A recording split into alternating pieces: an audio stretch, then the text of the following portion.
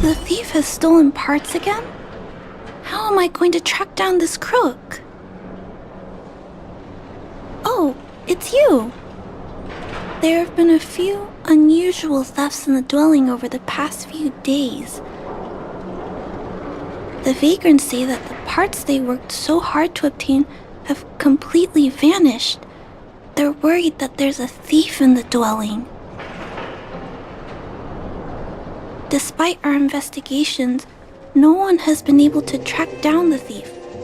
What's even stranger is that the thief appears to be only interested in stealing parts and doesn't care about other valuable items. The vagrants had no choice but to ask Mr. Svarog to look into it, but he still hasn't found anything. I investigated the matter myself, but I came up empty-handed. Jeez, I'm baffled. What a strange thief.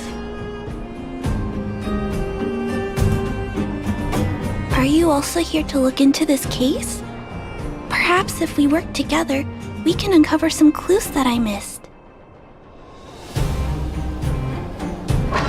It's just, I haven't found enough clues yet. The thief is really tricky. They haven't left any traces in the dwelling. Oh, I heard the vagrants on patrol last night ran across the thief again, but I haven't had time to look into it. Should we go ask them?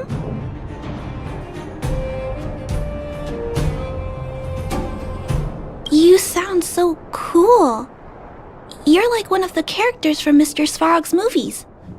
Aren't they called detectives? Seeing you so fired up has me excited too. Now, let's get started.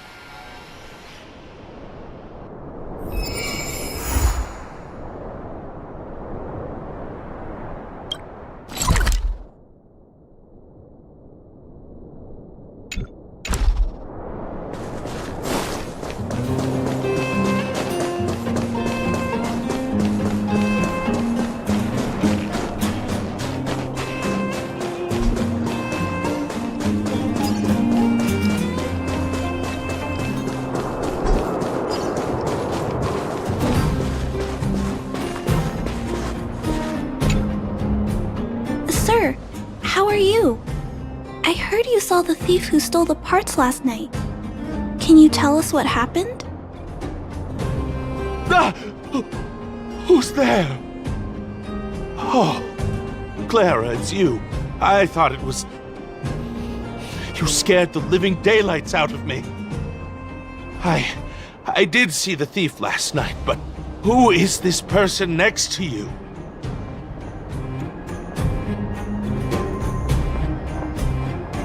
Trailblazer? Oh, I know. You're the outsider who's made a name for themselves around town, right? Oh, wow. I feel way better knowing that a big shot like you is here to catch the thief.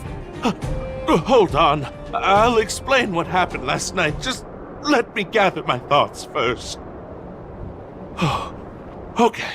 So, last night, I was on patrol when I bumped into the thief stealing the parts. Then I just...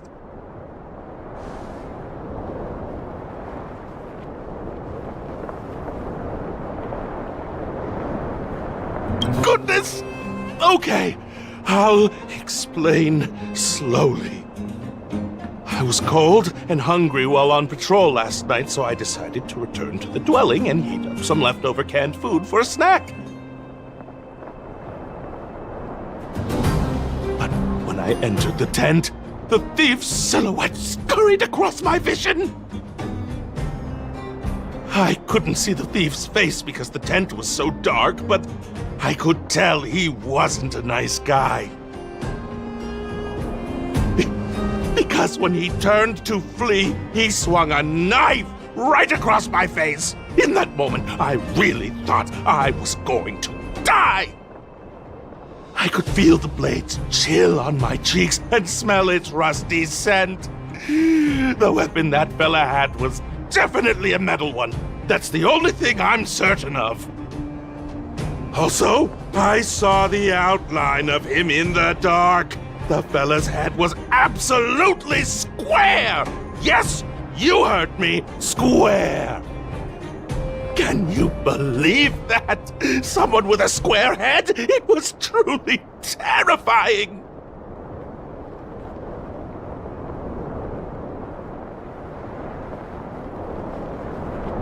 It sounds bizarre, but it could be a clue. I'll jot it down. Sir, please take a deep breath. So, the thief was armed with a metal weapon and had a, square head. Correct? Yes! That's correct! I'm struggling to make sense of these clues. Do you have any thoughts?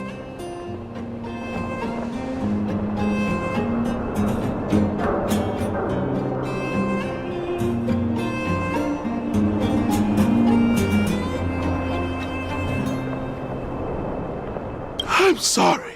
I was too scared.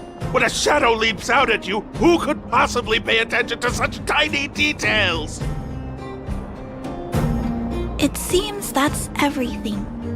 We now know one of the culprit's physical traits and that he is extremely violent. But how can we track him down?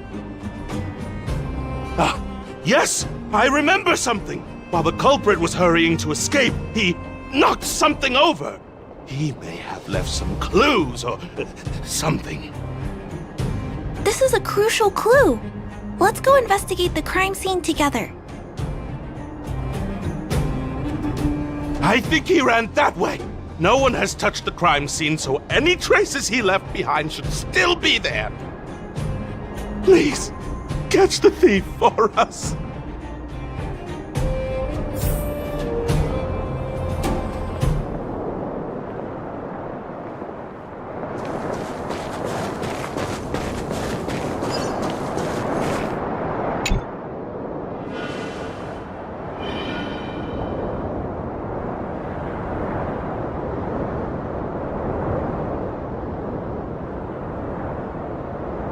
Take a look at these marks. These are very suspicious. Could they have been left by the culprit? They point in that direction. Let's go take a look.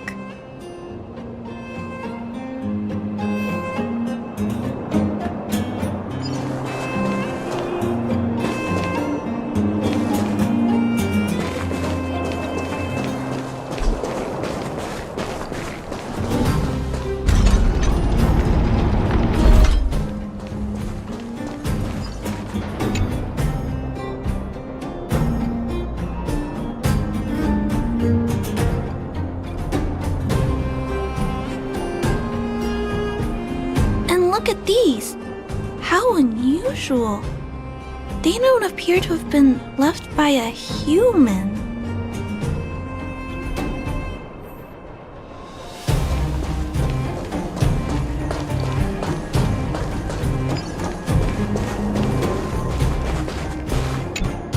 The tracks stop here. I guess we'll have to look around for other clues. This is where the mechanical waste is disposed of, though. Could it be...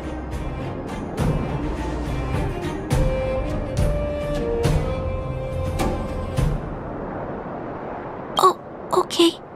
I'll follow you. Let's split up. Wait, what's that noise?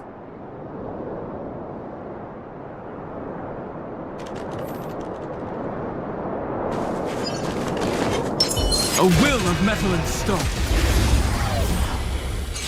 Earth shatters, heaven trembles. Existence is unity. All will be swept away by the wind.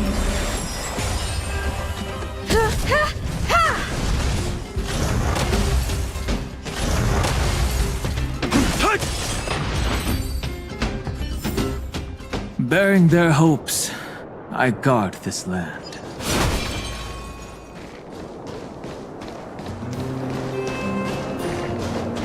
It's a tiny robot? Is it searching for something? But I don't remember Mr. Svarog issuing an order like this recently. It looks like it's carrying the vagrant's missing parts. And those tracks and metal scratches we noticed earlier.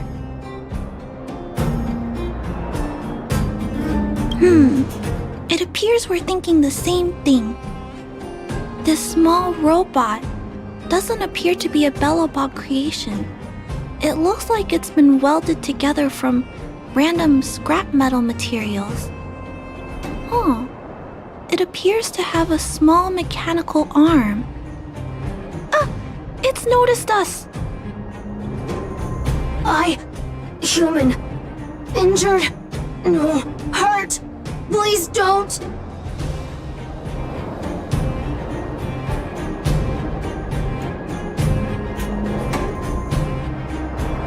Wait! Look! It doesn't appear to be trying to flee or attack us. It appears to be trying to say something. Human, please, don't hurt. Is it trying to say, please don't hurt me, humans? Human. Parts. Rivet. Need. Repair. Need. Town. Parts. Need. Hurt. Don't. It appears to have a malfunction, but I think I can understand it. It seems that it needs these parts, and it's begging us not to hurt it. I've never seen a robot with this kind of malfunction before. What happened to it?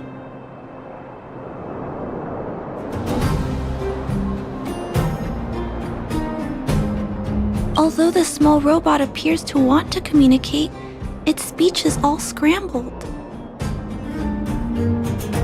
Perhaps there's an issue with its language module. This little guy probably can't understand what we're saying either. Run. Escape. Open. Fire. Workshop. Chase. Don't. It's running away! No, we can't let it escape. It still has the vagrant's parts. What should we do? We gotta stop it. But please don't be too rough on it. I'll figure out a way to repair it later.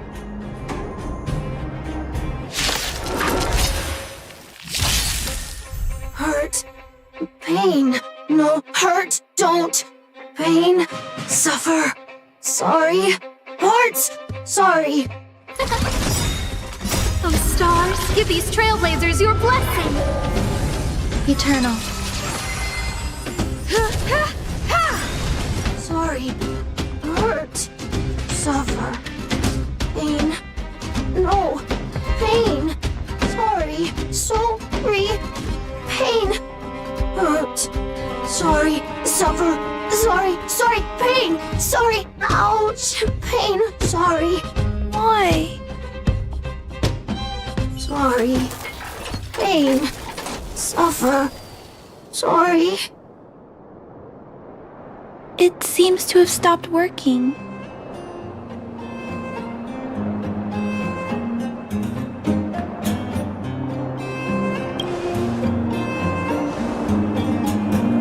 Was it begging for mercy?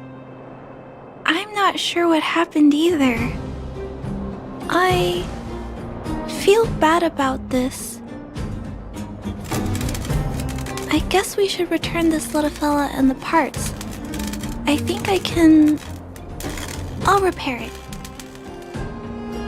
And if I can't, I'll ask Mr. Svarog for help. He always knows what to do.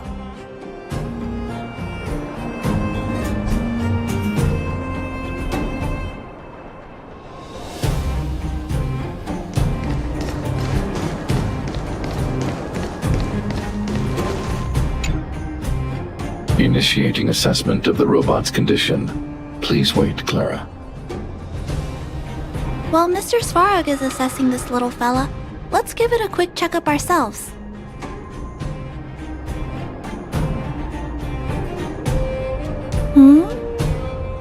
This paint job and these custom parts, and the way the parts are attached, it's all quite strange. But one thing is for certain, this little fella is not under remote control. He's operating entirely of his own accord. Its design is, well, unique. I've never seen a robot with a design like this before. It really seems like something that was thrown together rather quickly. Its creator most likely didn't consider whether the system would function properly or not. Is it a failed robot pet creation that has been abandoned? But if it's a pet, then why would it gather parts itself?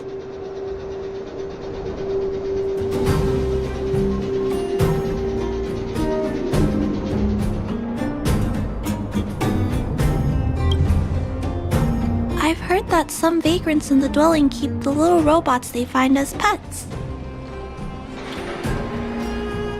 Some vagrants also make modifications to their pets, which they call pet upgrades. Pets like that are pretty rare, but some of the folks who have them have formed a small community to share ideas. Some are interested in nurturing robots. Others force them into battle. If my memory serves me right, the parts this little fella stole were originally designed for that kind of pet upgrade.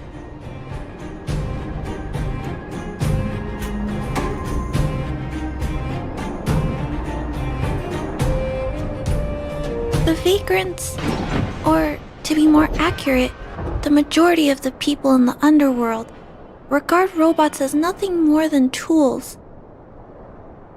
But I disagree. Robots have their own thoughts and feelings. It's great that you understand what I'm saying.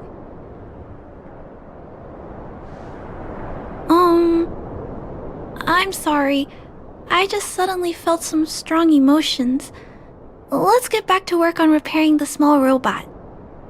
This jack's placement is odd. The chip is buried deep inside. If you don't look closely enough, you won't even find it. Assessment of the robot's condition is complete. The shell damage is estimated to be 98.2%. The assessment concludes that a total recovery is impossible. It is recommended that the robot's external shell be removed and replaced, while keeping the outer circuitry and related transmission devices. You can always rely on Mr. Svarog to come up with a brilliant idea. So, I guess we'll have to go find a new robot shell to fix it, right?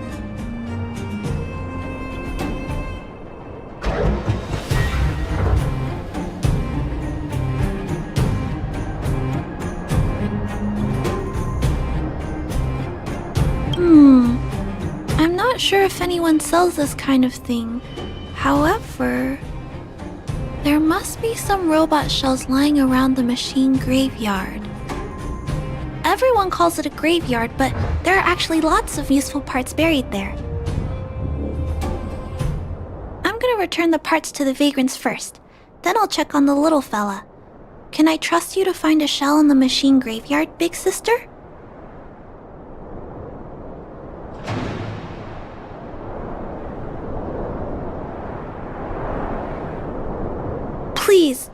Please don't say things like that. You'll upset me. Then, I'll entrust this task to you, big sister. Look for Toby at the front entrance. His appearance is crude, but he's the robot most familiar with the machine graveyard. Just follow Toby.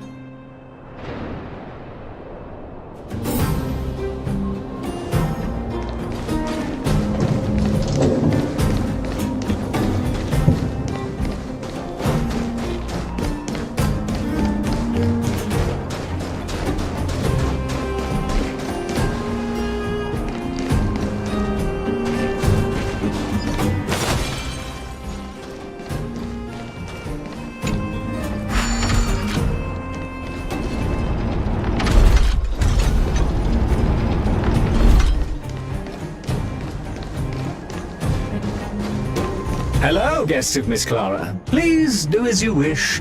It's my honor to serve you.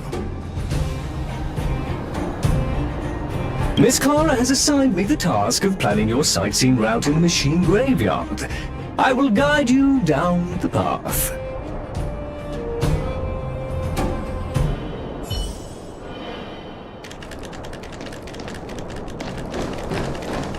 Would you like to engage in super speed mode? If so, please confirm by spinning counterclockwise 10 times, then clockwise by 270 degrees.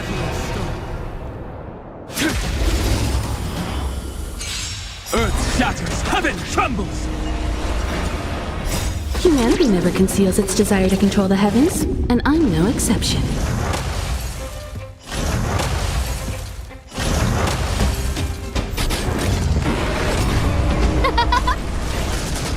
Existence is unity. Soaring above the lands, this is permanence! Bearing their hopes, I guard this land. A will of metal and stone. Mountains roar, dragons rise! Who will it be? Eternal. Hey, hold on to that. Never know We when... have arrived at our first destination. This model is known as the Dire Wolf, and was scrapped after it sustained piercing damage during a battle with another robot pet, which caused the chainsaw's fuel tank to burst. Robot pet battles sound a little frightening. The inside of the armor is a total mess due to being melted by the heat. Unfortunately, it appears to be useless.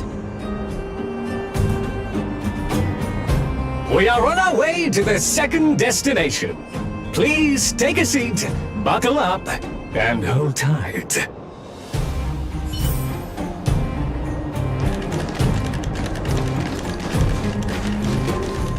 Caution! You have exceeded the speed limit. Please obey Bellabog traffic laws. On the road, safety is the top priority.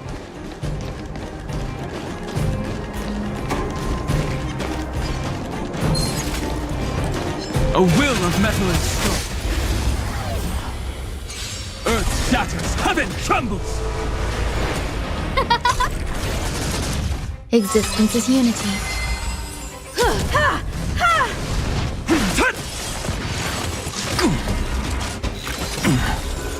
Soaring above the lands, this is permanence!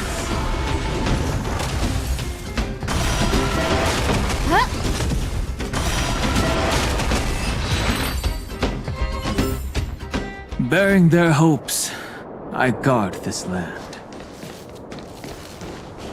We have arrived at our second destination.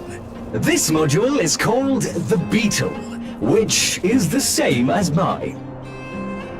This machine was scrapped because it accelerated erratically for 7.1 kilometers after it incorrectly interpreted a command, causing the engine to catch fire and the core module to melt down. That is such an odd reason to be scrapped.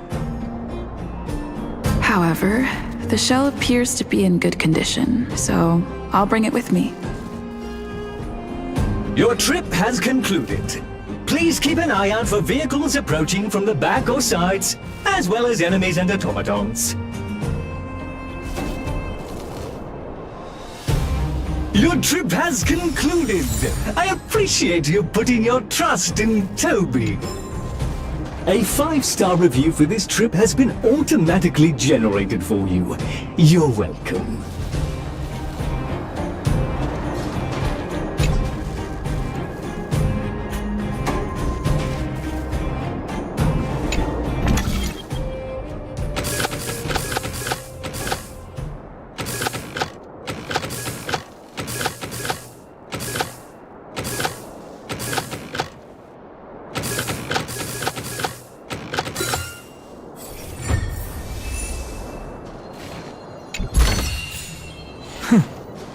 I'll take this back to the Express. Time to restock.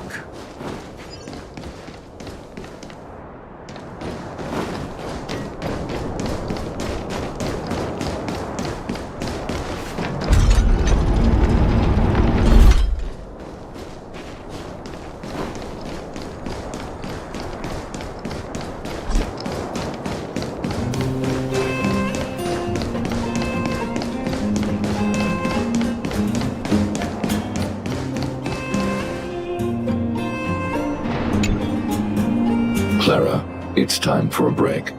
You shouldn't repair machines when you have negative emotions. It's bad for your physical and mental health.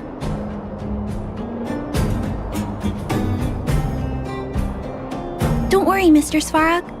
I'm fine. Oh, you're back already. How did it go? Did Toby help you find a shell?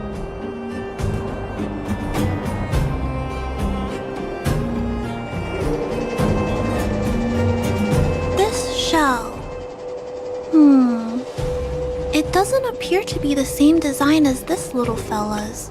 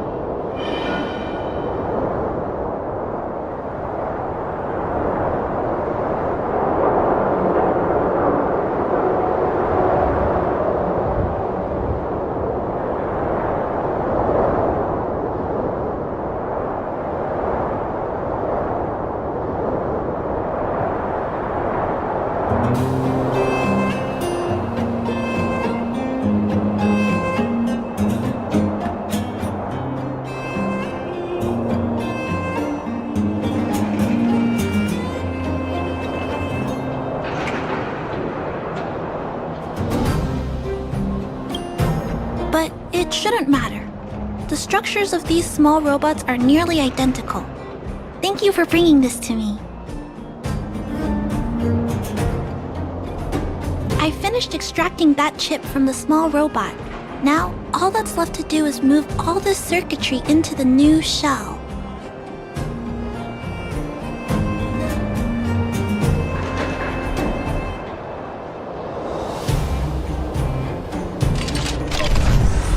Although its appearance has changed a lot, I think we did a good job. But what I just did, is it any different from those pet upgrades that the vagrants perform? Not compatible. Incompatible. Huh? It's making a strange sound. Incompatible. What's going on? Is it malfunctioning? Incompatible. Incompatible.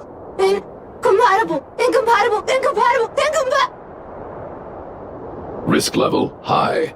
Clara, get away now. Big sister, watch out! It's out of control! Incompatible.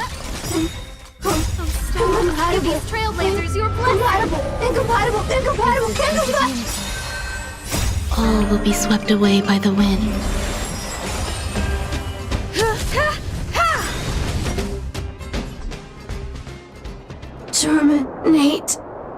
Terminate. Phew. That was close. Fortunately, Mr. Svarog and Big Sister acted fast. Why did the little fella... Was there a compatibility issue? Troubleshooting. Assessment. The system on the chip and the new hardware are incompatible, causing the robot to behave erratically. The current issue has been resolved. Risk level low. Alert lifted. It appears to have adjusted to its new shell after the battle. That's great! But I'd like to keep a closer eye on it for a while. Compatibility tests should take a few days. Hopefully, it'll be all back to normal by then. I'm also curious about where this little fella came from. Could you please come back later, Big Sister? I need to look into something. I may require your assistance.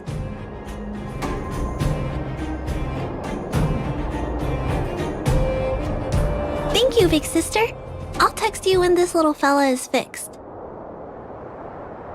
Mr. Svarog, I'd like to give this little fella a name. Any ideas for a good name? Accessing name database. Search results. Abby, Abigail, Ada, Addison. I should come back to Clara later.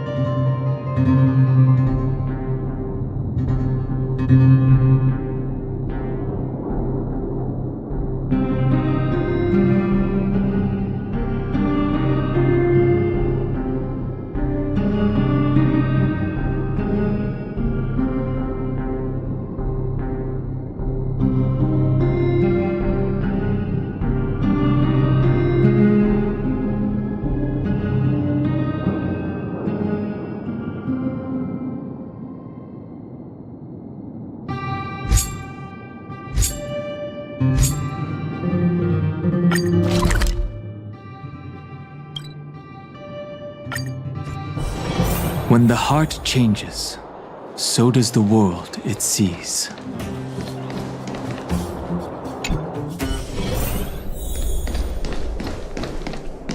Are you hurt? Let me take a look.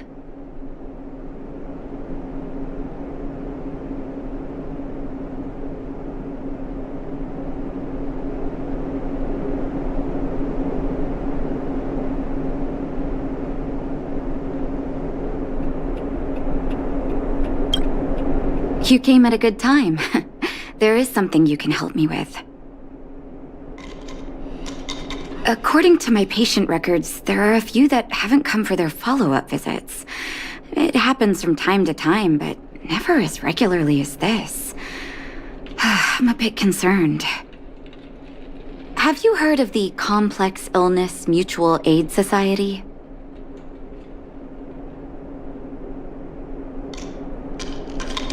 Generally speaking, mutual aid societies like these allow patients to share their experiences and support each other. It's a way of countering all the negative emotional effects of being ill. But there might be more to this society than that.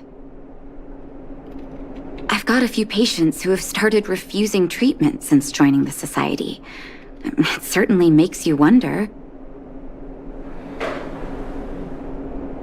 And the most suspicious part is that no matter how much I ask, no one's ever willing to tell me anything about it. And that's where you might be able to help.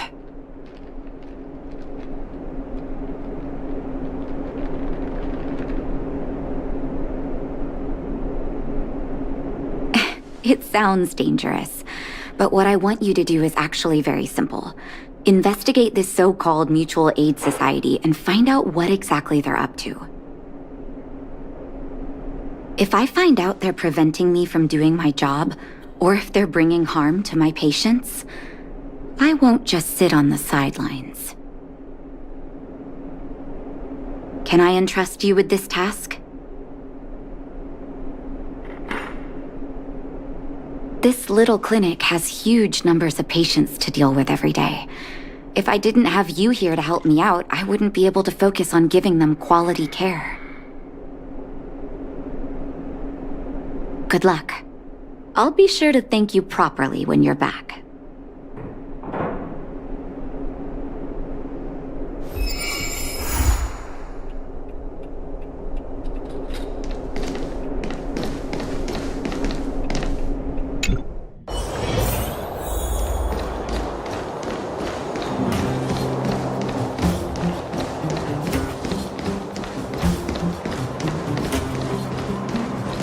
You.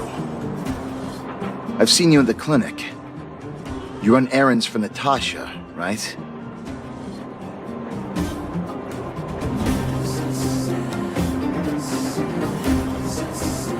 Your cover? What are you talking about? Let me guess. Natasha wants you to persuade me to go back for a follow-up visit, right? What's the use? I'm terminal. Life will be over before I know it. Of course not. I read it in a book.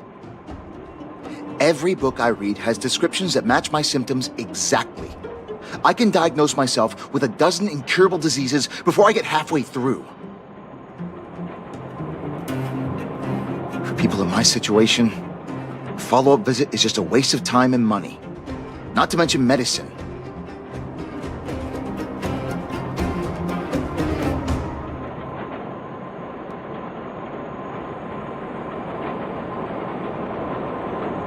What else is there to say?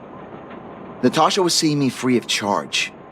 She said I could keep a tab running for as long as I liked, then pay it back when I had the opportunity.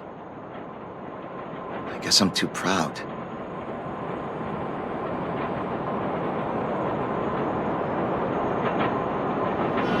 You think I need you to tell me?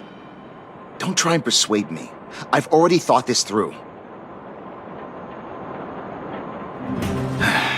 Dr. Vash never charged me anything either.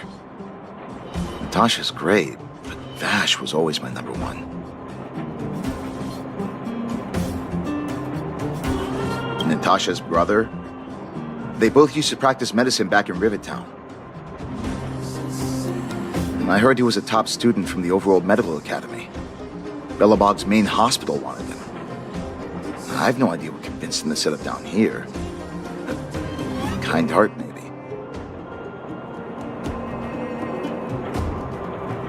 What do you mean? Dr. Vash was a people's doctor. He handed out free medicine. He even followed up with detailed questions on how he felt.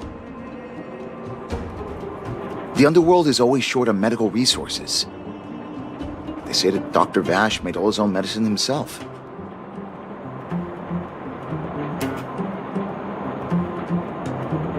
You think I don't want to? I heard that he passed away. I should keep my voice down. Don't go telling anyone else about this next bit. I heard that Natasha had something to do with Dr. Vash's death. They say she was jealous that her brother had stolen her patients, so she...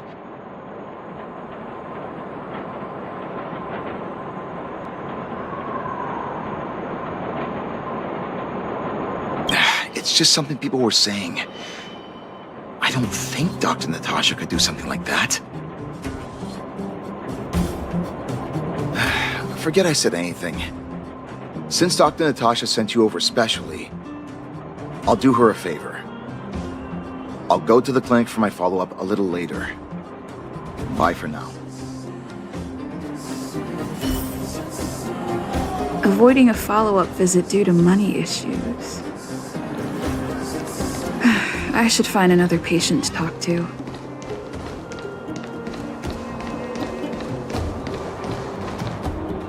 Aren't you going to watch the fight, Zilo? He's defending his championship title. Ugh, nah, I'll pass. It's not like anyone else has a chance with him around. You're right about that. I get it if you don't want to join in the fun. It's all the same after a while. Ah, what a rare moment of rest. Maybe I should find a spot to stretch my legs a bit too. Zila and Oleg. I wonder what they're talking about. I'll go ask them.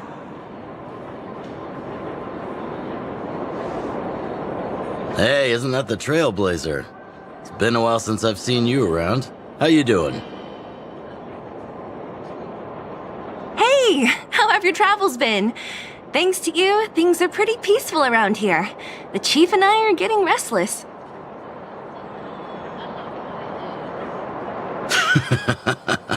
Silly girl. Just a few days of hard-earned rest and you're already making it sound like jail time. Oh, you heard us. We were talking about my student Luca. Oh, you probably haven't met him yet. In short, he's a top-tier fighter in the underworld. He was also doing work for Wildfire before, just not in this town. Oh, right. She hasn't seen Luca defend his championship title before, right? Zila, why don't you take our hero and swing by the Fight Club to show her the match?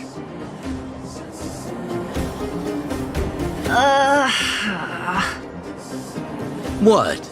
You don't want to? No, it's just... I'm worried Luca might do something stupid again. How old are you again? Oh, I remember now. Luca was defending his title once, and Zila was watching in the audience.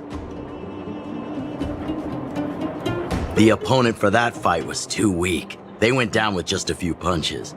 I don't know what got into Luca after that, but he said out loud that he wanted Zila to come up and fight him right there and then. Why don't we stop there, Chief? I'd rather not relive the moment. Okay, I'll stop. Anyway, that's what Luca's like. He forgets about himself once he's in the mood. But I trust Luca not to make the same mistake again. So, back to the original suggestion. Are you good to take her to the Fight Club, Zila?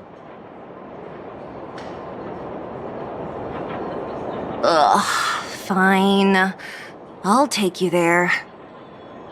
That's more like it. The more friends, the merrier. I hope you can get along with my favorite student. Why does Luca always come sneaking back into town like this? I haven't seen him for a while. Hope he's grown up a bit since then. Huh? Hurry and run to the club now. Otherwise, the fight'll be over when you get there. Luca's opponents usually don't last long. Go!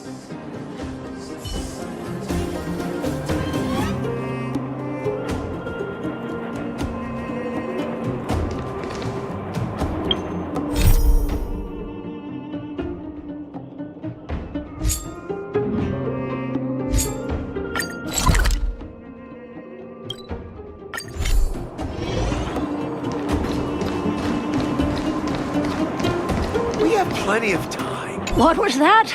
Oh, you'll have to be louder. My ears aren't what they used to be. Everything's muffled.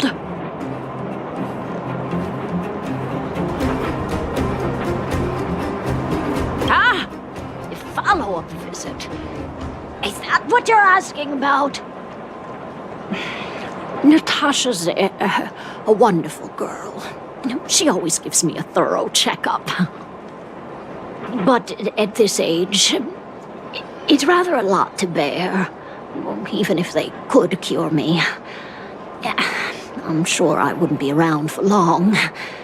I don't want to waste anyone's time.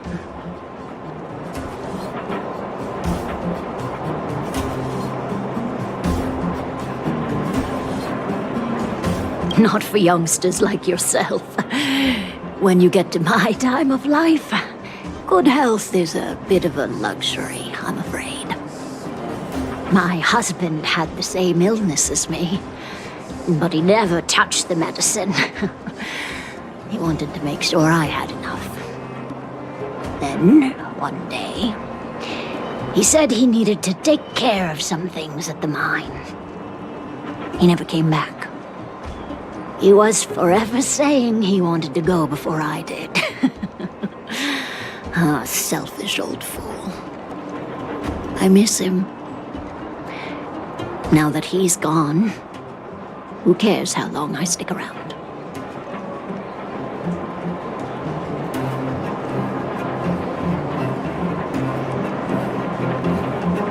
You're not wrong, I suppose. That girl certainly spares me no effort. But I always feel like I'm a burden to her. Okay, you win. It's off for another follow-up visit with Dr. Natasha, I suppose. Did you want to say something else? My ears are terrible. Virtual who?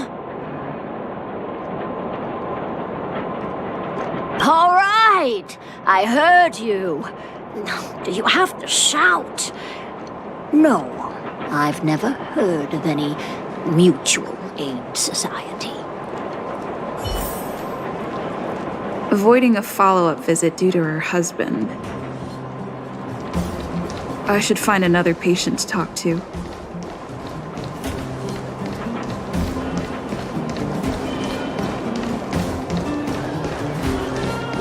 Why haven't I gone for my follow-up visit? Are you a patient too, or did Dr. Natasha send you over?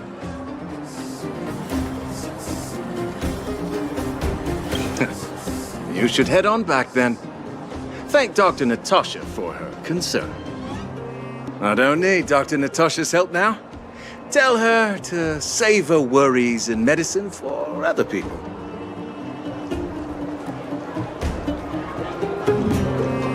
A dispute? No.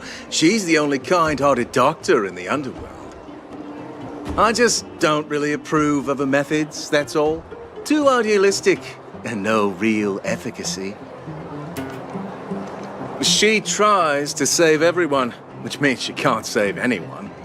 In the end, it's the patients who suffer, and she just tires herself out. Miners like me don't have time for lengthy treatments. If I can't take something and get right back to work, I may as well lie down and wait for death to come knocking.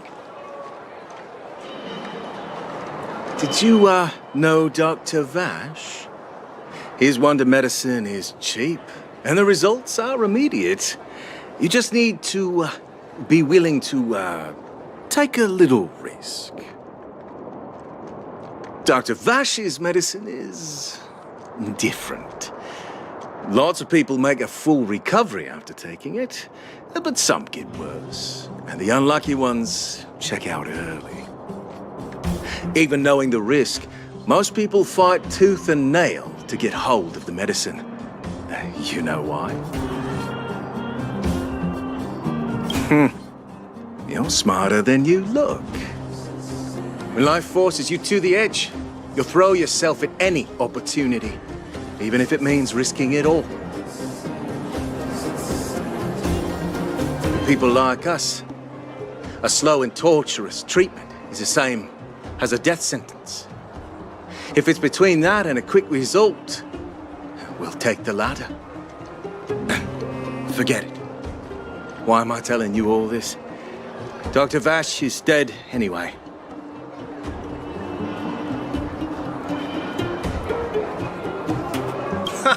What?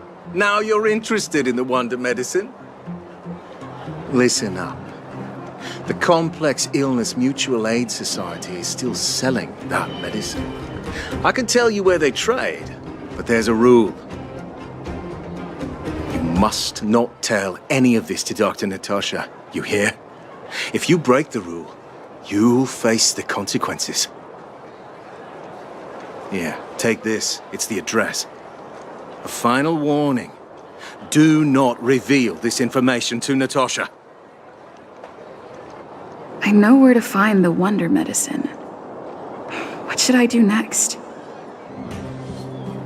That patient didn't want me to tell Natasha about this. Should I listen to him?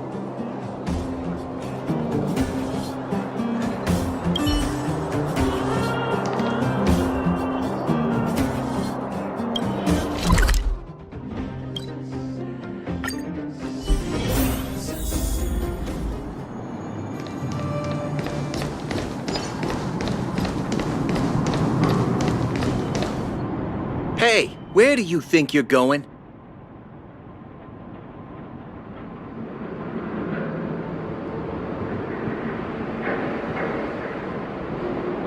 Medicine? Oh, you mean Dr. Vash's wonder medicine, right?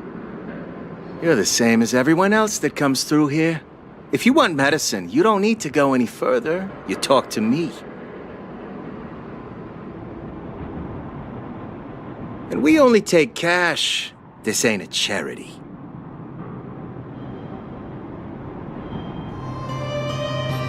The Mutual Aid Society sets the price. It might be different from Dr. Vash and his handouts, but it's a darn sight cheaper than that clinic woman's medicine.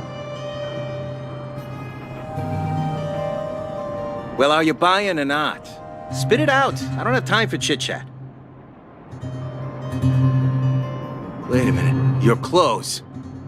Are you friends with that doctor woman? I've seen you at the clinic before. I know it. Get lost. Now. If you're a friend of that woman, then you're not welcome here. God. Shop's closed today. No customers. Wait. What about our medicine? We've been waiting for ages. Get lost, all of you. Save your breath and come back some other time. That medicine seller sure shut up shop in a hurry. I should head back and report to Natasha.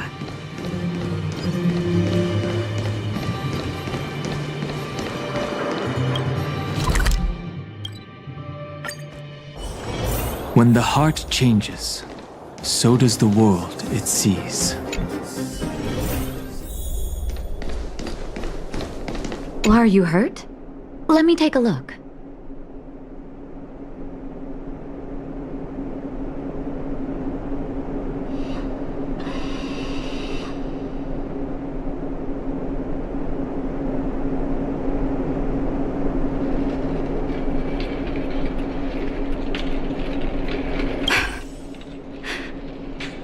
So the Mutual Aid Society found Vash's research results, and now they're selling this so-called wonder medicine to patients?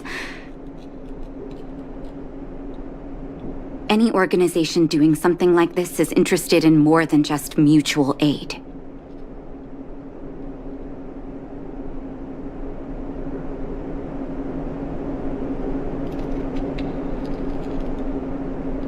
I'm not surprised. They'll know that I'm completely against them using this wonder medicine. What Vash left behind is nothing more than reagents and experimental byproducts. The word medicine doesn't apply here. I warned the patients countless times, but seems like they had their heads in the sand all along. No wonder they kept the Mutual Aid Society a secret from me. I'm guessing the patients you met weren't exactly singing my praises, which is why you tracked the dealer down and made inquiries first. I don't blame you.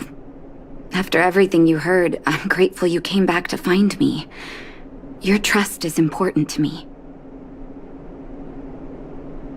If you're curious about Vash's wonder medicine, you should ask some of the patients in the clinic. See what they have to say about the effects.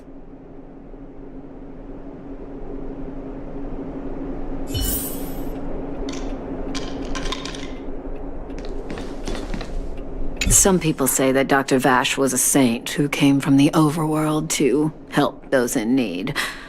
I don't buy it. People's doctor, that's just what people who've bought into the myth like to say. Vash used to distribute free medicine all the time, but he couldn't have cared less about the people taking the medicine. The hard truth is that we were just his test subjects. It didn't matter if the medicine worked or not. What mattered was having a constant stream of willing lab rats. Of course, I can't control what anyone else thinks. That's just how I see it.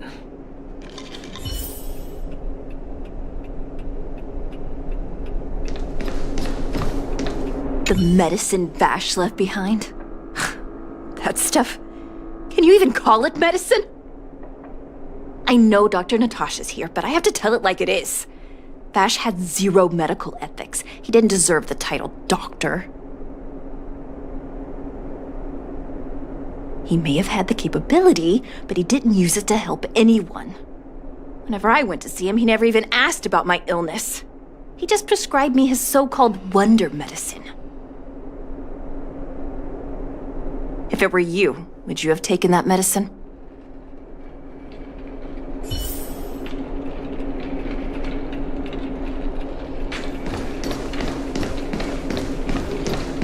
I wish you all a journey that is free of illness.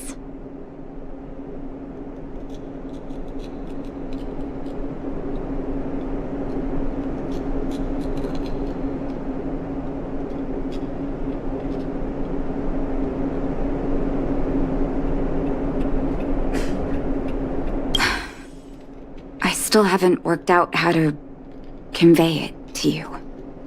The issues surrounding Vash. My relationship with him. The things he's done in the underworld. It's a long story. I'm guessing you've heard a lot of different opinions on Vash. What do you make of him?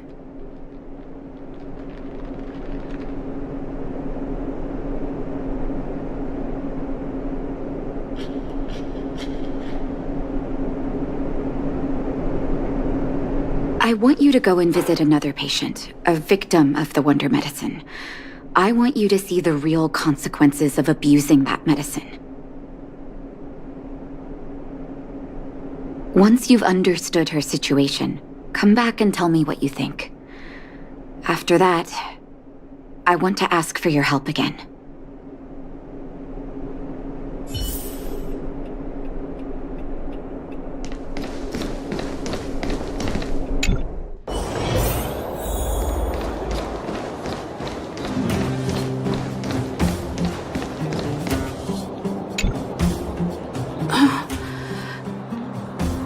Who are you?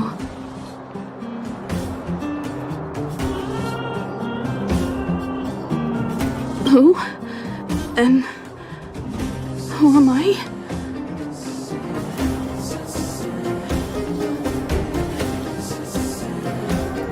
Where's my husband? And where's my child?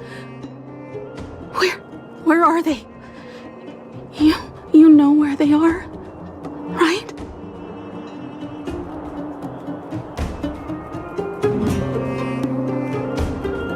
You don't know. They don't know. Nobody knows. Where? Where did they go?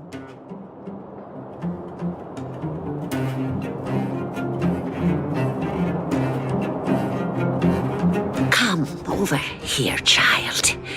It's best to leave that poor lady in peace. Let me explain. That poor lady. Both her husband and child became ill and passed away.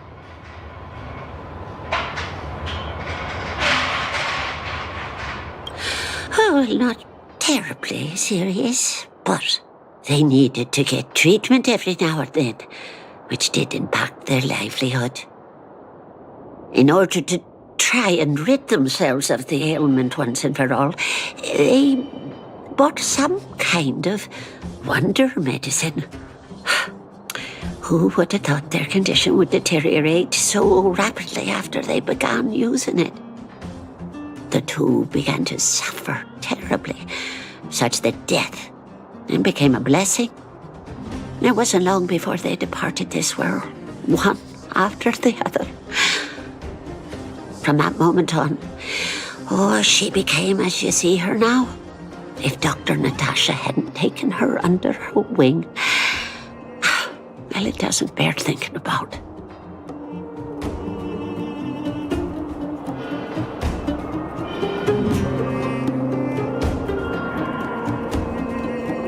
And yet, what more could have been done? They were warned about the medicine. They were told about the risks. They chose to roll the dice. Talking about it tires me out. At least my husband and I are able to help her where we can. I just hope that one day she can lead a normal life again.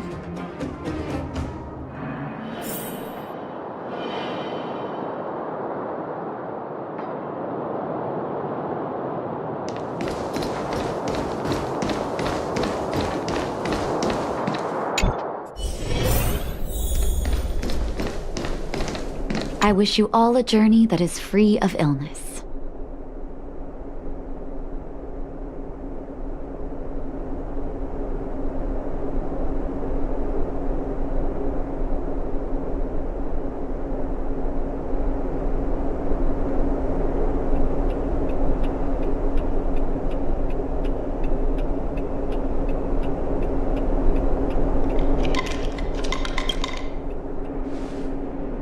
Did you speak to her?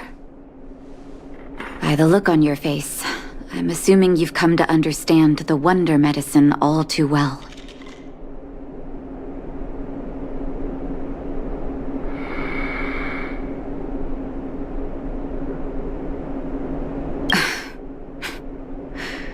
Yeah. Be it Vash or the Mutual Aid Society, forces like that can take full advantage of the typical underworld state of mind. Let me tell you a story. There was once a brilliant overworld doctor with unmatched pharmaceutical skill. The doctor was set on developing a medicine that would steel the human body against the cold. He named his research project Blizzard Immunity. But his research met with obstruction time and time again, the biggest factor being a lack of test subjects. Tampering with the human immune system carries huge risk, and nobody in the overworld was willing to submit themselves to such experiments.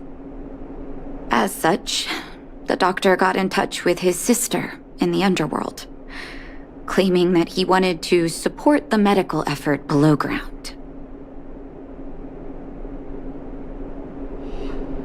Naturally, his sister was overjoyed. After all, as far as medicine was concerned, her brother had always been the standard she'd strive to attain. She brought her brother underground and entrusted him with her clinic and laboratory. I think you know what comes next.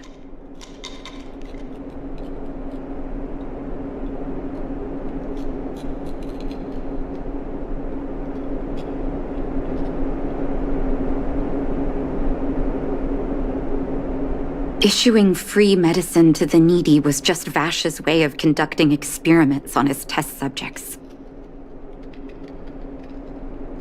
On some level, his reagents were able to alleviate the patient's suffering, but nothing more. They would forget their pain for a while and neglect their regular treatment plans. The result? Patients with mild illness would attribute their recovery to the so-called wonder medicine, while patients with serious illness would quickly deteriorate, and sometimes die. I cannot accept that their fate was simply the result of misfortune or risk. No true doctor would accept that. That's why I want you to help me recover all the wonder medicine. Are you willing to take on this assignment?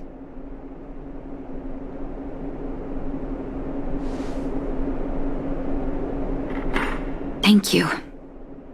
This will be hard for the people that have come to rely on the wonder medicine, but it's up to us to remove this false hope. You mustn't hesitate. Recover every last reagent that Vash left behind. I'll take responsibility for the consequences. Don't worry about that. Go. I'll be waiting for the good news.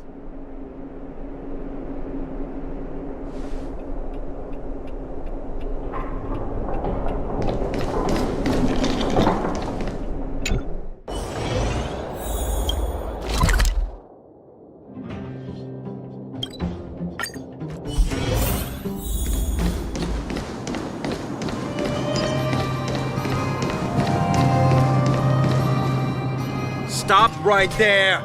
No one's allowed up ahead!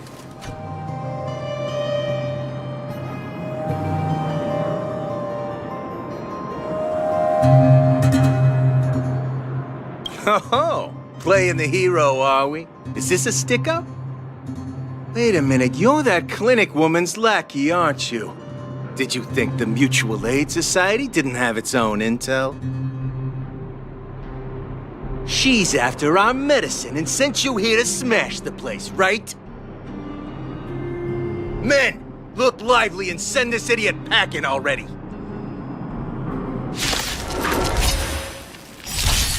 Who will it be?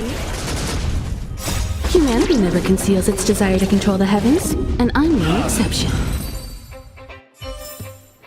Bearing their hopes, I guard this land. A will of metal and stone.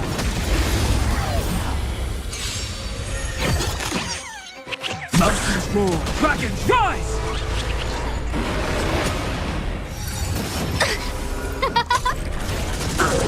Eternal. You won't get away.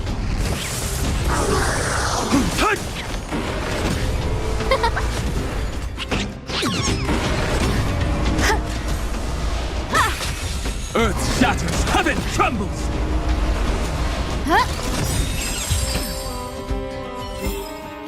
Bearing their hopes, I guard this land.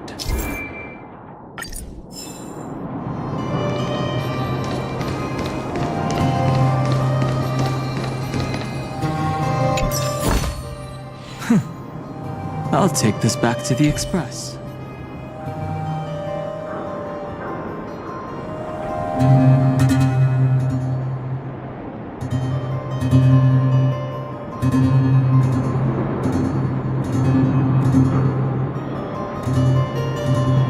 Well, look who we have here. Your reputation precedes you, outsider. I didn't take you for a bandit and a thief.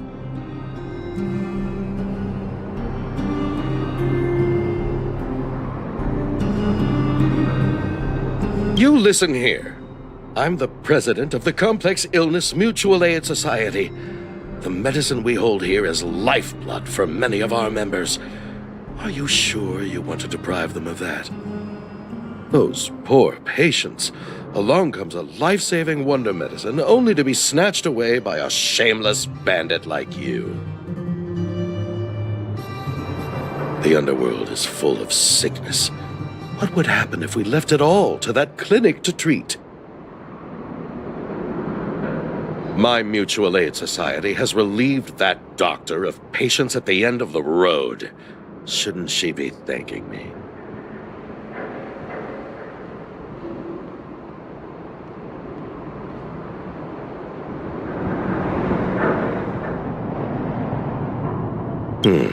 Seems like you are quite bent on dismantling our operations, aren't you? Fine. Seeing as you came all this way, it'd be rude not to give you the opportunity. Men, seize the medicine thief! Oh, stars, give these trailblazers your blessing! Eternal. You won't get away. Humanity never conceals its desire to control the heavens, and I'm no exception. Blast it! What did we ever do to you? Why are you taking away our moneymaker? Moneymaker?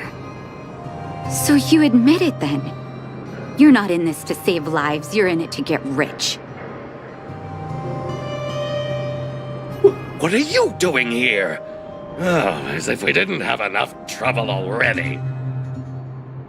Selling fake medicine with false kindness. You should have expected trouble to find you sooner or later. I have a responsibility to protect the well-being of my patients.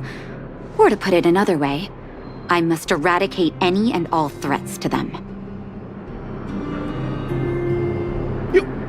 You can't save everyone. The underworld is teeming with sickness. How could you possibly pull it off? You're right. I can't save everyone alone. But if I must, I would sacrifice food and sleep to treat them. The debt that Vash owes to the underworld rests with me. All I can do is help everyone to the best of my ability. To the very end.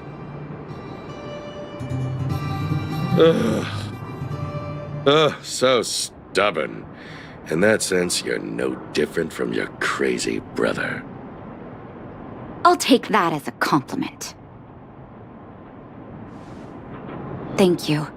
Your actions today have saved many underworld families. I'll find a way to dispose of Vash's leftover reagents. Next time the Mutual Aid Society wants to whip up a quack cure, they'll be out of luck. Let's go back to town. I still owe those patients an explanation.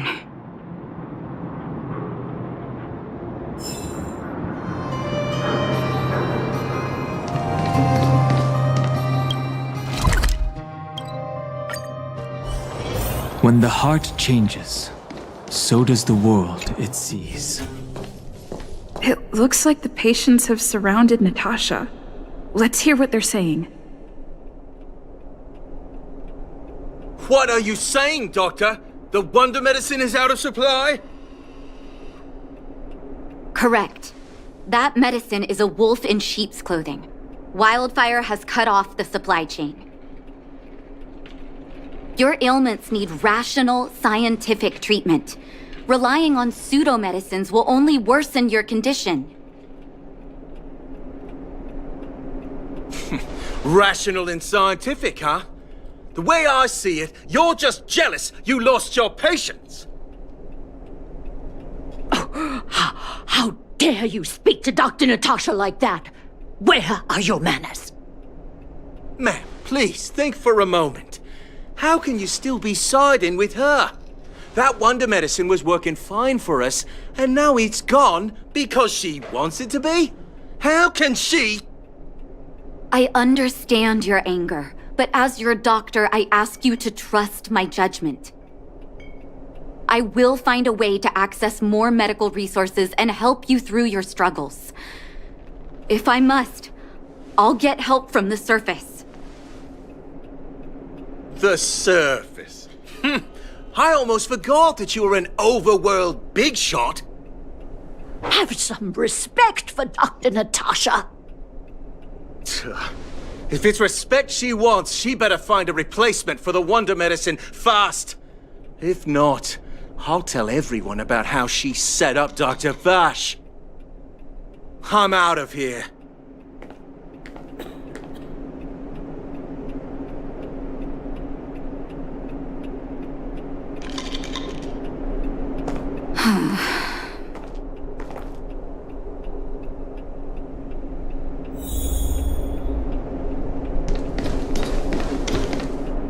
Are you hurt?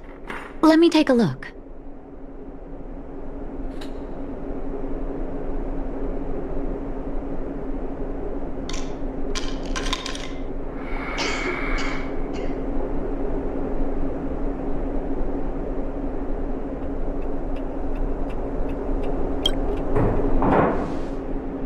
Oh, you're here. I apologize. That must have made for uncomfortable viewing. I'm okay. If I were in his shoes, I may well have had the same reaction. Now I need to focus on treating the patients and dispelling their doubts. Let's leave it for now. I'll feel a lot better once I've gotten rid of this mess that Vash left us. Now's as good a time as any to tell you Vash's whole story. If there's anything you want to know, don't hesitate to ask.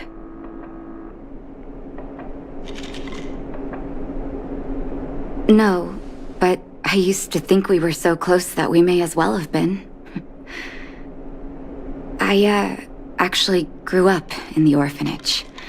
It wasn't until I was adopted by an overworld family that life changed for me. My adoptive mother always saw me as her own flesh and blood, and Vash loved me like a sister. That is while we were still young. My adoptive parents belonged to a prominent medical family. As kids, we were exposed to all kinds of medical texts. When we were older, both of us got straight into Belobog's medical school. We were on a path into the medical profession.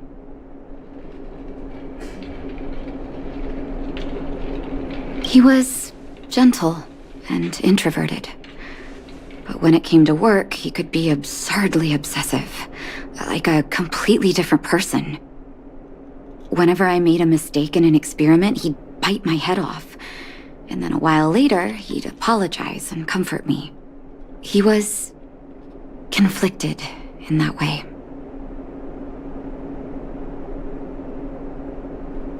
I didn't know he had leftover reagents in Rivet Town. I was shocked when you told me. If you fail to make a clean break with the past creeps up on you.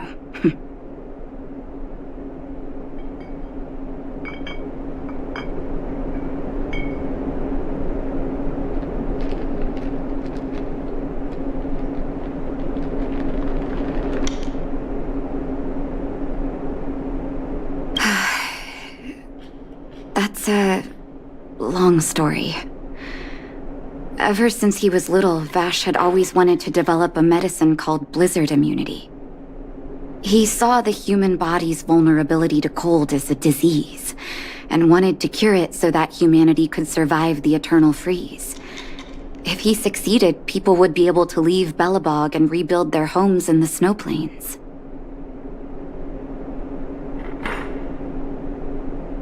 To be honest, I never understood how he'd achieve that blizzard immunity. But I do admire that vision and perseverance.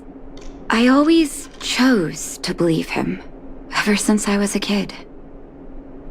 I knew his research in the overworld wasn't going well. I used to write to him and ask him to come down and stay with the kids in the orphanage for a while. I thought it might help take his mind off his research. But I was too young to know what long-term frustration could do to a person. It changed him in a terrible way. During his stay in the underworld, he met patients affected by fragmentum corrosion with mild symptoms. Compared with non-patients, their bodies reacted differently to hot and cold. And that fascinated Vash.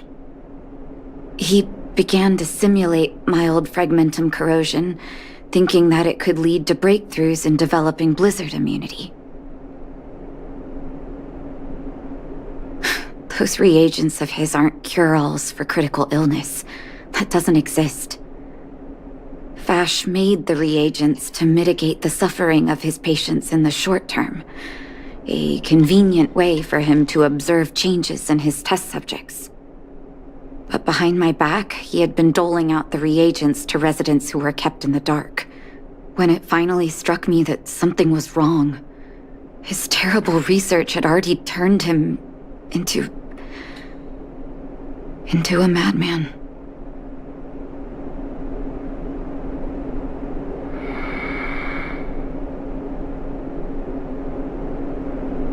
I trusted Vash with all my heart. Funny, isn't it? And pathetic. When his experiments were exposed, I spent a long time with Oleg discussing how to handle the aftermath. This was shortly before the underworld was sealed off. There were hardly any Silvermane guards remaining.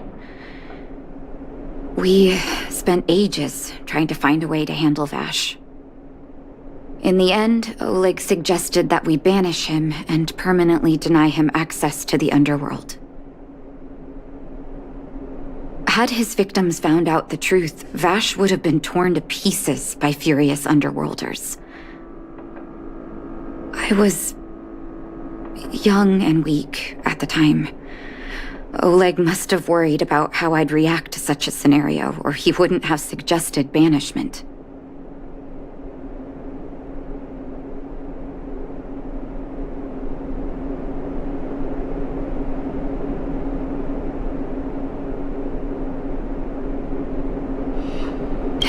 Looking back, it wasn't. He deserved much worse. Oleg and I took Vash to the overworld. He made his final request to us. To take him outside the city to the snow plains he'd always wanted to conquer. His figure gradually disappeared into the snow curtain. I've been telling myself that Vash is dead ever since. Forgive me. I'm not good at telling stories. Vash was a terrible brother and a worse doctor. That's all you need to know. Let's call it a day. Thank you for cleaning up the mess my brother left behind. Here, for your trouble.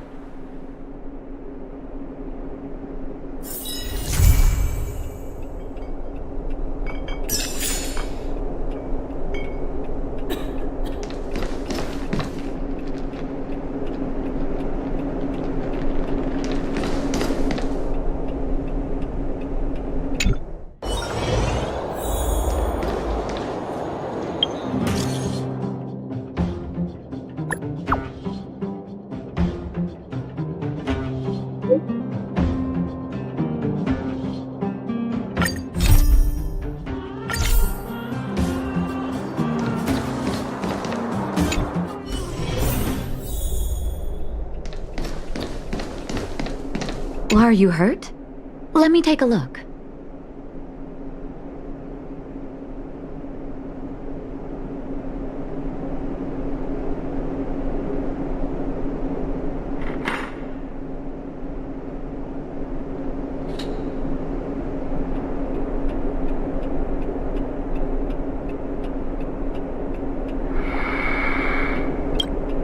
Can I talk to you for a moment?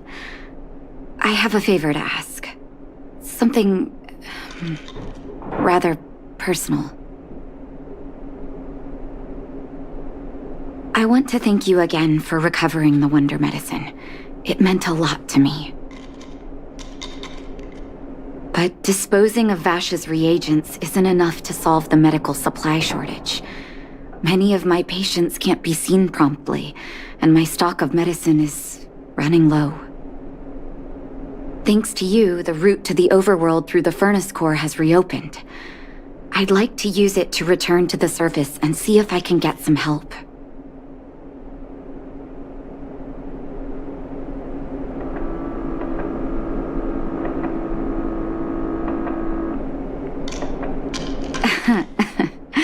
Funny as always.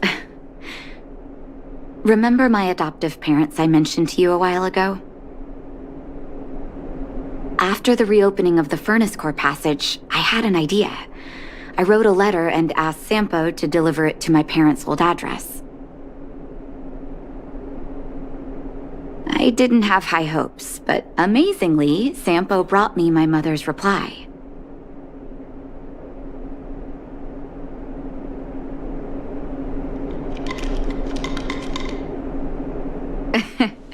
That's exactly what I thought when I got her letter.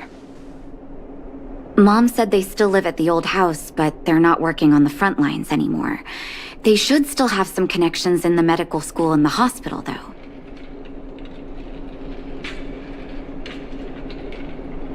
If I'm lucky, maybe I can convince them to send extra medical supplies to the underworld. Of course, that's not the only reason for me to go back to the surface. I can't wait to visit my parents again, and I can tell from my mom's letter that they feel the same. If possible, I would like you to go with me.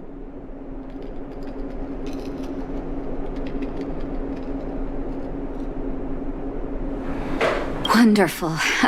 That's such a relief. I've sent another letter to my mom telling her to find us near Fountain Plaza. Don't worry, I know my way around the administrative district.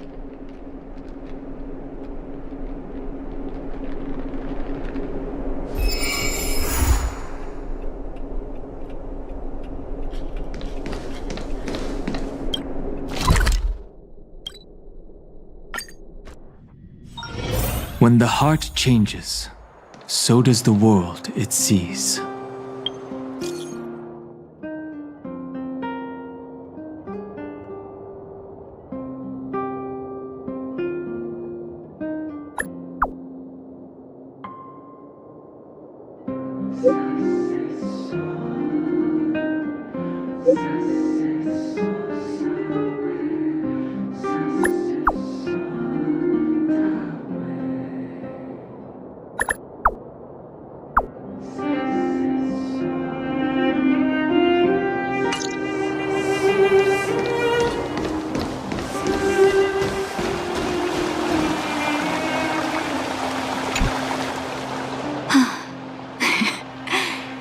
This place doesn't seem to have changed much from what I remember. Oh, there you are. Sorry, I got distracted watching the crowds. Look at the busy flow of people. Life in the overworld carries on as usual, as if nothing has happened. We're a little early.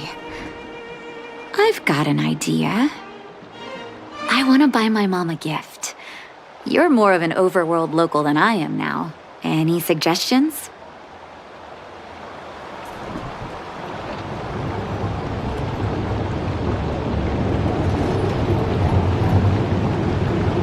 Flowers, huh? That's a great idea. I've been underground for so long, I almost forgot what flowers smell like. Flowers it is, then. Can you lead the way?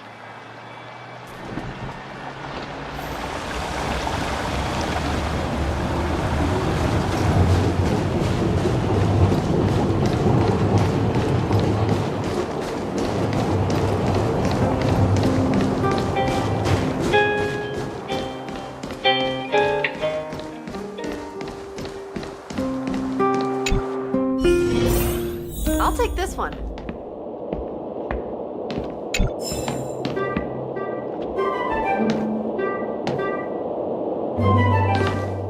Ever Summer? Was that always the name? Seems I was too young to get the irony back then. Sorry. I don't mean to sound cynical. Maybe it simply represents the people's hopes up here. Now that I think about it, sending flowers is quite the tradition in my family. Mom, Dad, Vash, and I, whenever something good happened, we sent each other flowers to celebrate. Do you want to hear a flower story?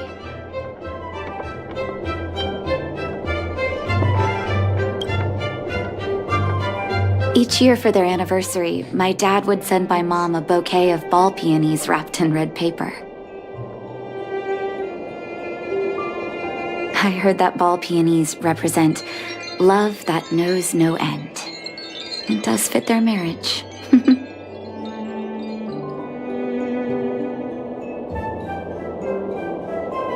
My father is a famous surgeon in Belobog.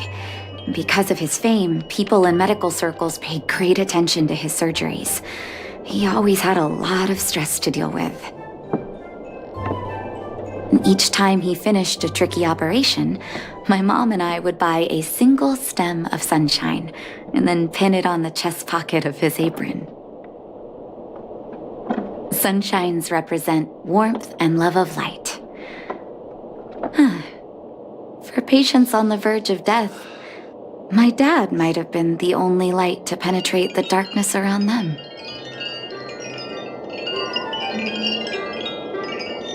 Vash. Out of everyone in my family, I think he probably appreciated flowers the least.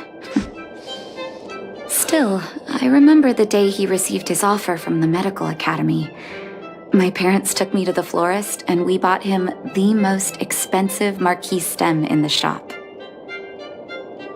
When we gave him the flower, he failed to hide his smile. You can't imagine how hard it was to get him to smile.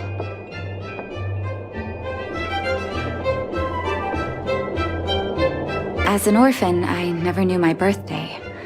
My adoptive parents took me to the overworld and made the day I joined the family my birthday. And each year on that day, my parents would give me a bouquet of first snow. And the number of stems represented how many years had passed since I joined the family. I only found out later that first snow represents beautiful memories. My parents gave me a beautiful childhood. And I still haven't had the chance to thank them for that.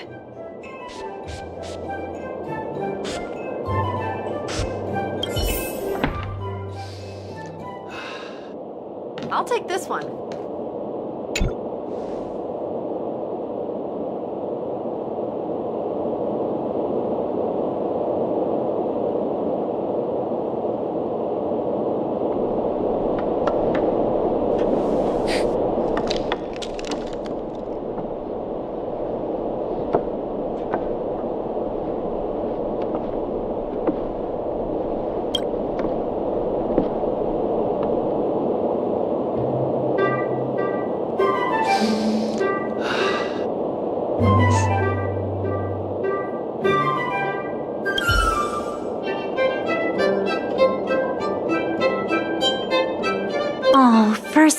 is it? 1 second. I'll get it ready for you.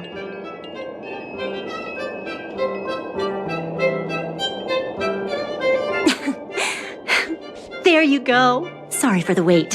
Hope to see you again soon.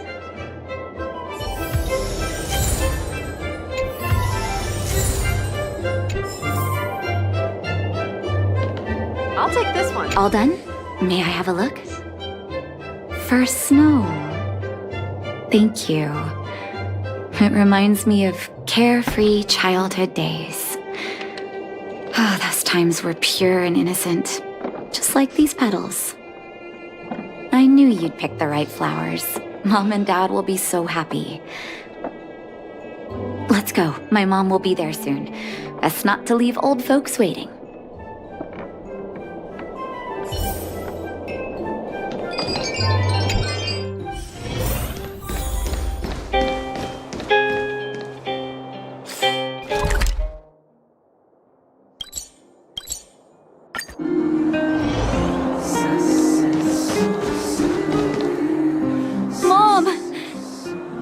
Nat,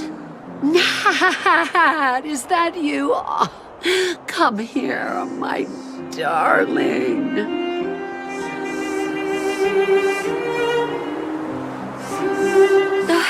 It's been too long, Mom. Too long. Sorry. I don't usually get this emotional. How have you been, Mr. Oswell? Thank you so much for taking care of my parents these last 10 years. I'm doing fine, Miss Natasha, just fine. Look at you. You've blossomed into a fine young woman. Such a pity that your father... Dad, I was wondering where he is. Is he... It was 3 years ago, Nat. No need to be sad. He passed away very peacefully.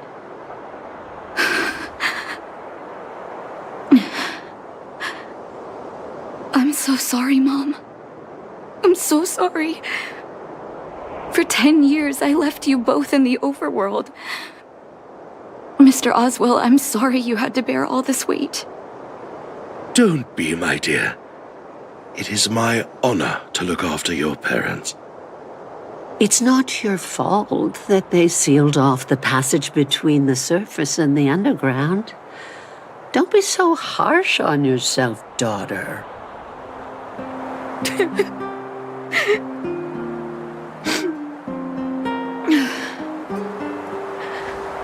Oh, Mom. I have so much to say to you. But, there's an urgent matter that needs your help. I apologize. I wish this were a happier reunion. But there are too many suffering with sickness in the underworld. You're the only person I can go to for help. Oh, there's no need to apologize, my child. I've heard of your deeds down there, and I know you've saved many lives. Your father? He would be proud of you. We have many connections in the medical academy. No matter what you need, be it medicine or data, I should be able to get it for you. Be the doctor you always were, Nat. We have all the time in the world to catch up later.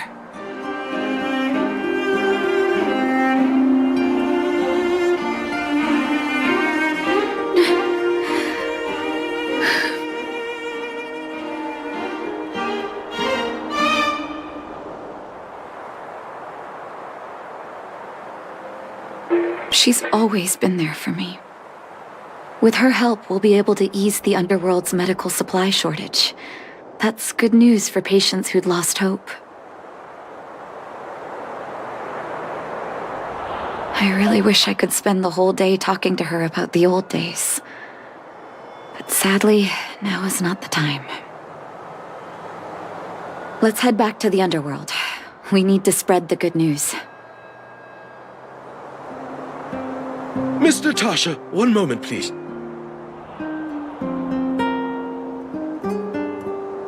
Mr. Oswell? I thought you headed back home with Mom. How come... I apologize, Miss Natasha. As a matter of fact, there's something I have to tell you in person. Something that Mom isn't supposed to know? You haven't changed a bit. Smart and sensitive. The fact of the matter is, in the first 2 years after the passage was closed off, I received many letters from Master Vash. What? Letters from Vash? Are you certain, Mr. Oswell? Of course, miss. I recognized his handwriting. You'll see what I mean when you read the letters yourself. Actually, those letters were intended for your eyes only. The delivery address was the underworld, but because of the sealing off of the passageway, the letters were sent back to your old house, to me. I don't understand. Did you not show them to my parents? I'm sorry, miss. I opened one of them out of curiosity. Master Vash stressed in the letter that your parents must not know what happened to him. That's why I put the letters in a secure place, waiting to hand them to you when we could meet again.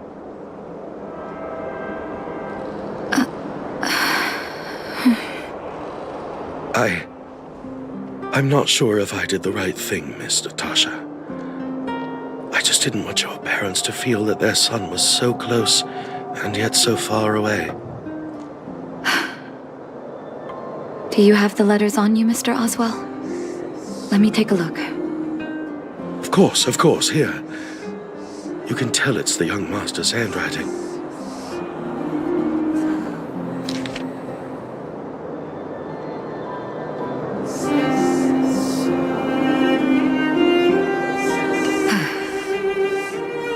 The cold has revealed to me my arrogance.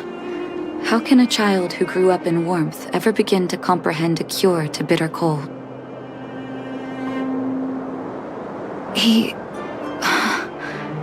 Vash didn't give up on his research into blizzard immunity, even after he left the city. I live in abandoned houses under broken roofs and continue my experiments. One step after another, I've made breakthroughs. I'm trembling, not because of the cold, but because I can feel I'm getting closer to the answer I seek. If what's in here is true, then Vash must have built a lab somewhere in the snow plains, and even made progress in his research. But how can that be?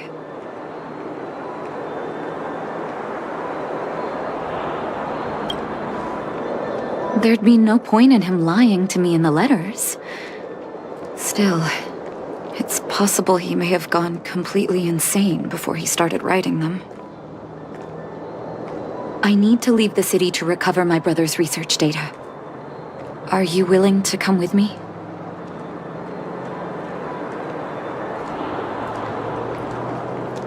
Leave the city? You are taking too much risk, Miss Natasha. I know, Mr. Oswell, but I have a hero with me. She saved the underworld. I'm sure she'll protect me, right? Vash, it's been so many years. Are you still alone in the blizzard? Oh, ignore me. I'm just talking to myself. Let's go. It's time to face my past head-on.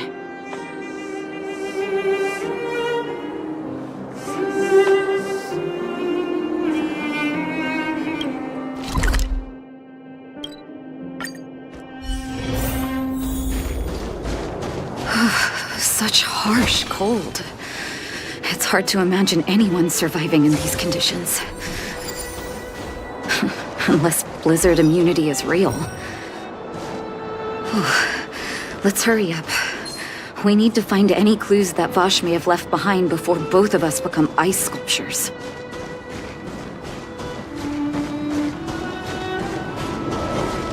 A will of metal and stone. Mountains roar, dragons rise! Soaring above the lands! This is permanence! You won't get away.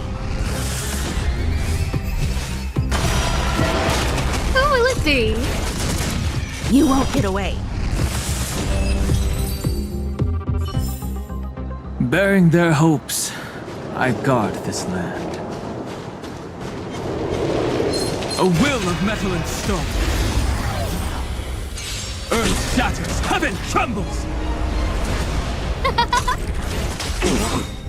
Oh, stars, give these trailblazers your blessing! Existence is unity. All will be swept away by the wind.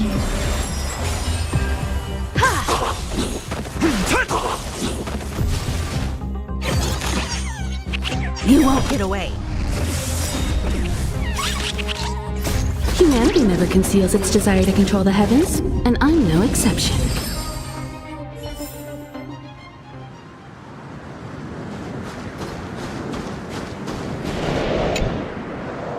Here, this looks like lab equipment. Maybe Vash left it behind. Still, it's all just used test tubes, beakers, and other vessels. There's no sign of any sample reagents or lab notes for that matter.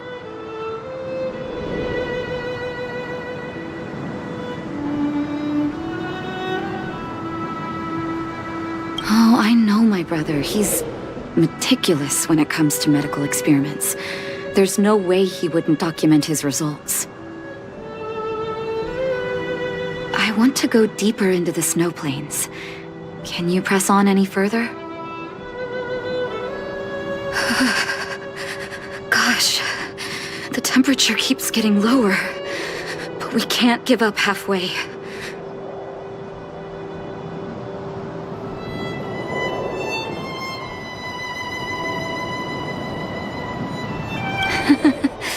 No need. Don't you underestimate the leader of Wildfire. Let's press on then. This may not sound like me, but I hope that deity the architects worship can grant us some luck.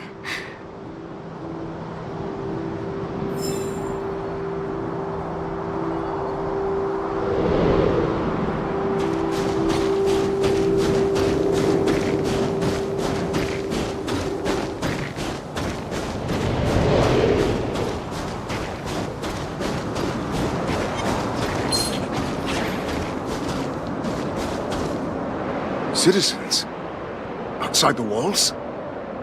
Hey, you two! Stop right there! That's a Silvermane guard. Is he yelling at us? Oh, I'd almost forgotten.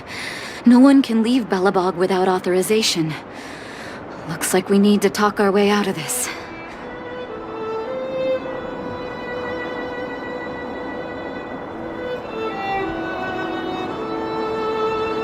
I can't say you sound suspicious, but I can't just take your word for it either. Captain, look at her necklace. Maybe she's telling the truth. It's the same as Dr. Vash's. My brother does wear an identical necklace. Do you know him? Are you really his sister? Dr. Vash saved a lot of my soldiers. Saved your soldiers? Yes. Take a look at the guards patrolling outside the city. All of them are risking their lives. Aside from the monster-related casualties, we lose men to frostbite every year. But thanks to the medicine the doctor leaves us, my soldiers are able to withstand the cold. They can make camps in the snow plains as footholds for our patrols. If it weren't for the doctor, we would have long since frozen to death. Medicine. Blizzard immunity.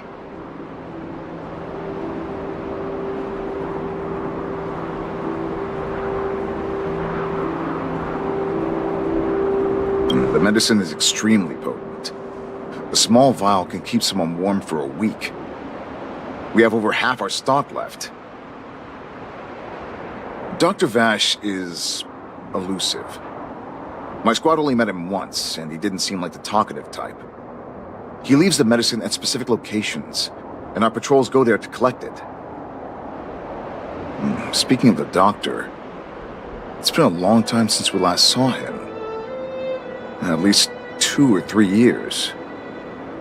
And I hope he's alive and well. So he really did have a breakthrough in the snow plains. Oh, did the medicine have any side effects for you? Side effects? Not that I know of. If there were a problem, it'd be that we couldn't go back to the city until the effect had worn off. Because the city would be too hot for us. We'd break a sweat just sitting idle.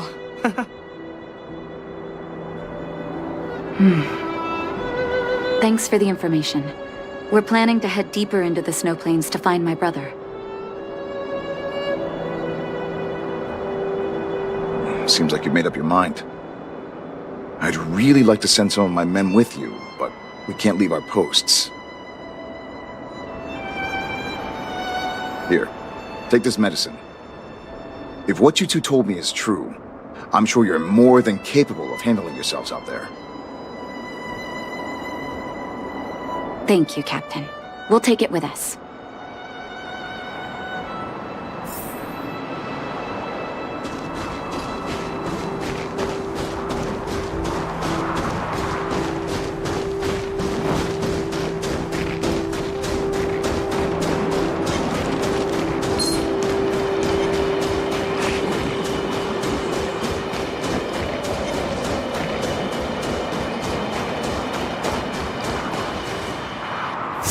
Hold on. That's a big guy over there. Did you see that? There's something on the monster's back. Oh, the blizzard immunity. Shall we drink it? It's your call.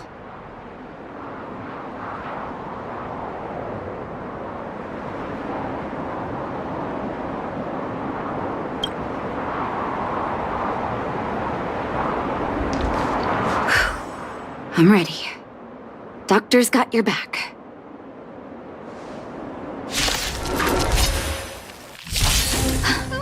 Can you feel it? It seems like Vash's medicine is working. Eternal. So warm.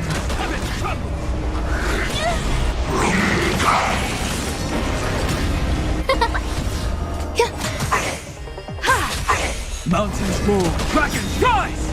Soaring above the lands, this is permanence! You've got a lot of nerve.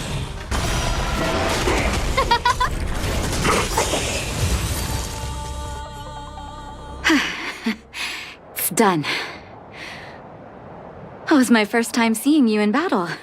You've got some moves, don't you? No wonder you were able to save the underworld. Let's have a look over there. My gut tells me we should find something connected to Vash.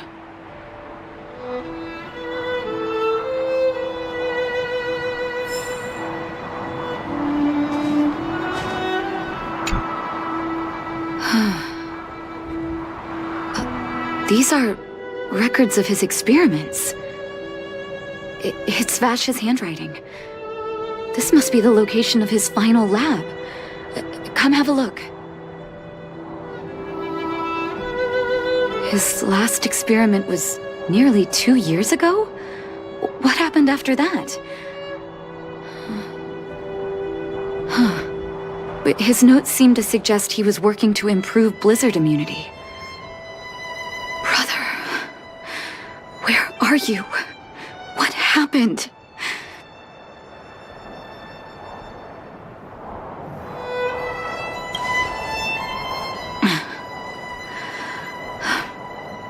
Sorry.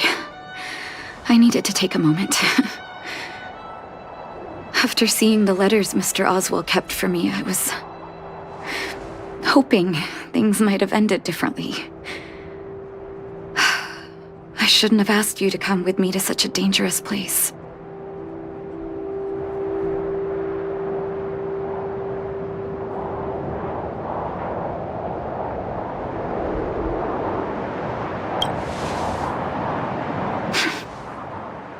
do. I can't forgive him for what he's done. Nor can I say I don't miss him. Maybe I should feel glad. The medicine might not have been what he wanted it to be, but it came to something. Maybe he found some inner peace.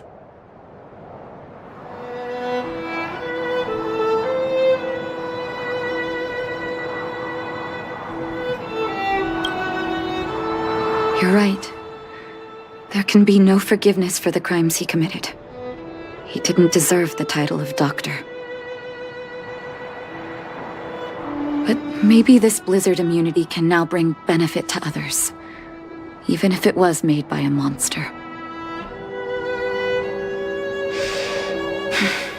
Human beings really are conflicted life forms.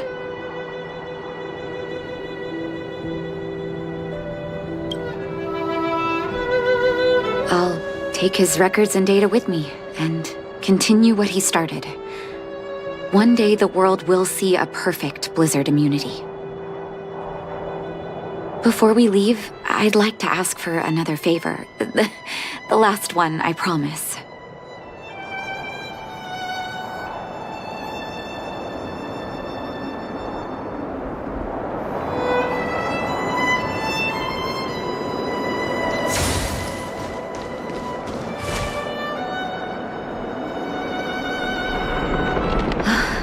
Should do. Hope it can withstand the snow.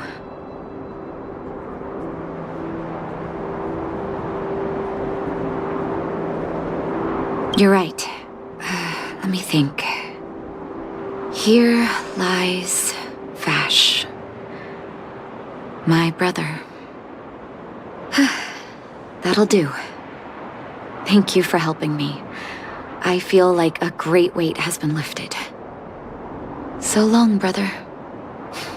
Hope you don't forget Dad's teaching. A doctor does not get to choose his or her patient, my children. Remember, never say no to those who come to you for help.